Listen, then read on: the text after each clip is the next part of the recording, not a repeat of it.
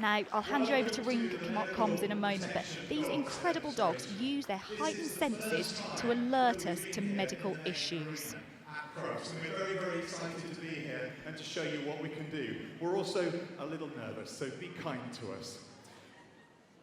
As you heard, I'm Dr. Kristian, and I have made various programs with medical detection dogs over the years, and each time I watch these extraordinary four-legged medics, I'm always blown away at just what their wet noses can do. And I'm not a little jealous at how much better they are at their jobs than I am. The use of smell to detect disease is becoming more and more important as we try and find quicker, cheaper, and less invasive ways of being able to diagnose conditions.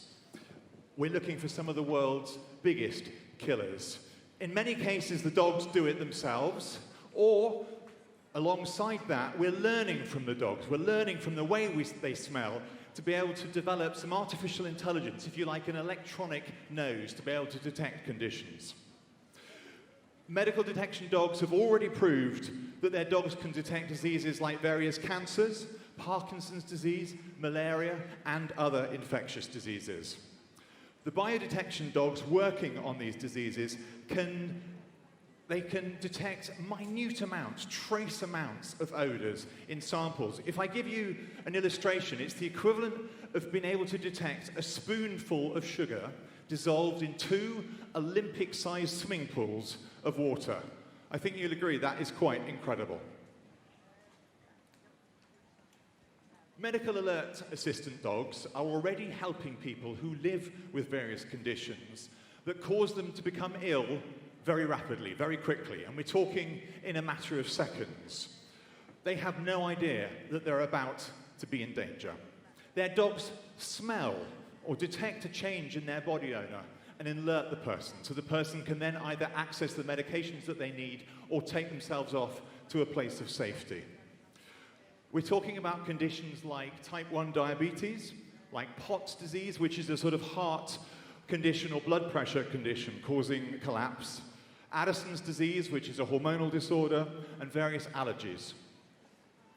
Before they had their guardians, their knights in shining armor, these people may have been very, very restricted in what they could do, had no confidence, no independence, and may well have been confined to their own homes because of the risk of collapse and injury or worse.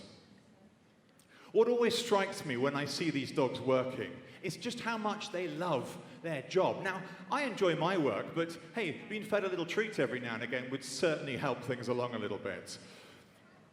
You may have, as I initially did, rather nightmarish dystopian views of sterile-looking laboratories with miserable-looking dogs in tiny cages sitting in front of conveyor belts of human samples that they have to sniff at.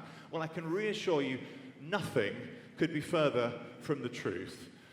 The charity has a strict no-kennel policy. The dogs all live with volunteer families. It's all just a game for them. They do the job, they get a reward. But for us, this could be a real game changer, and these dogs will save lives.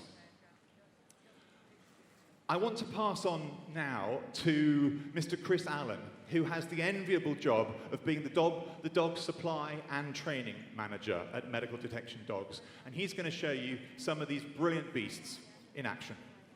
Thank you very much, Dr. Kristian. Let's give him a round of applause. Okay, so before any of our dogs become a medical alert assistance dog or become a biodetection dog, there's a lot of work that's got to happen. And the hard work starts with our wonderful volunteers. Without our volunteers, our charity would not exist. Please give Shirley coming into the arena with her 20-month-old little working Cocker Spaniel. He's met his client. So in a few months' time, he's going to be out working as a life-saving assistance dog, saving someone who has type 1 diabetes. Next, we've got coming into the arena a lovely 8-month-old yellow Labrador called Chip. Give Chip a round of applause. Chip is socialised close to our headquarters around in Buckinghamshire. Next, we've got Misty, also a 8-month-old Labrador, being socialised in our Essex area. These are brothers and sisters, believe it or not. They've come from the same litter. Look at the size difference. That's it. Give them a warm welcome. Our socializers are supported by the team back at the centre with all our trainers. So we've got Sammy coming into the arena now with a lovely chocolate Labrador, 9-month-old chocolate Labrador called Basil. And then lastly into the ring, we've got Steve coming in with his 18-month-old Labradoodle. So as well as these puppies, we've got about another 50 puppies in socialising at our centre. And they come from all different walks of life. They come from breeders, they come from private homes, and we've got a couple of dogs, Louis and Jasper, that have come to us from Dogs Trust and Wood Green. So we take dogs from rescue centres as well. So as they leave the arena, give them a round of applause. They're going to be life-saving assistance dogs or biodetection dogs supporting the development of medical science. I'm now going to pass you over to a very, very special lady. It's Dr. Claire Guess, who's the founder of Medical Detection Dogs and the chief executive. So give Claire a round of applause as she comes into the ring. Thank you, Chris. Thank you. So, well, it was 20 years ago when the first anecdotes started to be heard that dogs seem to be able to detect cancer in their owners. You've probably heard of them. I was privileged to be part of the first study published in the British Medical Journal that indicated that dogs can indeed be trained to find human cancer. And what a difference that's going to make. But Medical Detection Dogs was founded in 2008 to take this work further and to see the potential for saving lives. Let me introduce you to the science of the smell of disease. It's exciting, isn't it? Now, we all know that these dogs, our dogs may have fluffy coats, very waggy tails, and sometimes very muddy paws, but they have got the most sophisticated sensors, much more sophisticated than any technology on the planet. We know a dog can track unique odours. They can track our odour for many miles. What we now know is that they can detect the odour of disease, and each disease has its own unique odour. If you look to my right here, we're going to look at the carousel. Kizzy, the little working cocker, is going to work round. There are urine samples and tiny urine samples in each pot. If she smells the odour of cancer, she will sit and indicate that she's found it. And there she goes. Please give her a round of applause. Now that looks easy, but we mustn't forget that this is quite remarkable. Kizzy has just found from a drop of urine somebody who's sadly suffering from prostate cancer. Now, if we go to my left, on the stands here, in each stand there's a swab, a head swab that's been taken across the forehead. One of these individuals has Parkinson's disease. If he finds it, Bumper will stop at the stand.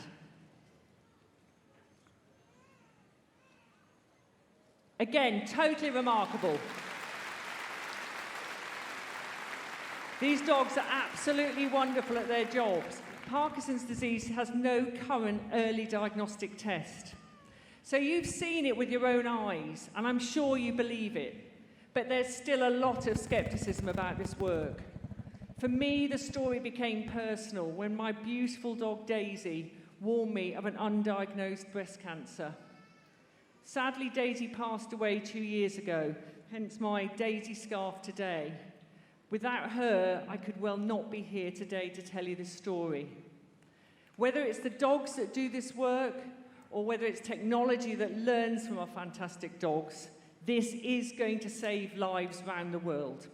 And just to finish, I want to show you some world firsts. So please, if our world first can come in. So this is a world first dog. Now this is a canine cancer detection dog, being supported by the Kennel Club Foundation. Please give her a round of applause. She is going to detect bladder cancer in her canine companions. Secondly, we have a malaria detection dog. Now, parasites are very clever things. They change our odour. This dog can detect whether somebody is carrying the malaria parasite. This could change diagnosis in the future. And thirdly, what could be more poignant this week than a bacteria detector dog? This dog detects Pseudomonas, but we have dogs working in other bacteria and will have them in viruses. We know that this could be a major, or is a major threat to mankind in the future. So please I'm going to hand back over to Chris, but give these wonderful, wonderful dogs a round of applause. Okay, thank you ever so much, Dr. Claire Gass, for that wonderful insight to how our bite detection dogs are trained. So, while these guys leave the arena, we're all now going to bring in our medical alert assistance dog. So we've got Becky, Presley, the Black Labrador, and Helen over here. And then we've got Deborah and Nell over here. Nell's a dog in advanced training. So we're going to show you some of the scenarios that our dogs would be expected to work to and how we train them when working with clients. So you've got Presley over here. He's picked up the odour change in Becky, and I don't know whether you saw that, but he alerted her. He gave her a paw, he got her attention, which was enough to then get Becky's attention, and she would then take treatment. Over here, we've got Nell working, so Nell's learning the first stages in the odour. So it's come in close, come in tight, get excited, show interest around me, because you're going to get a treat if you really, really respond to me. So you can see here, she's busy sniffing, that's it, using that nose. There we are, she'll get a treat.